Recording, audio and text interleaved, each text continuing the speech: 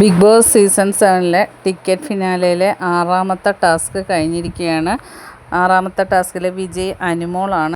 18 second 53 മിനിറ്റും കൊണ്ട് Adila 1 point നേടി. 18 പോയിൻറ്റും 51 സെക്കൻഡും എടുത്ത് 7ാം സ്ഥാനത്ത് എത്തിയിരിക്കുന്നത് സാബുമാൻ.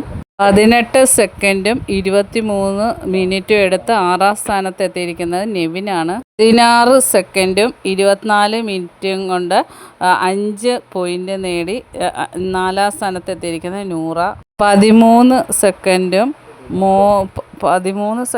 3 മിനിറ്റും കൊണ്ട് 5ാം സ്ഥാനത്തെത്തി 4 പോയിൻ്റ് നേടിയിരിക്കുന്നത് ആര്യൻ.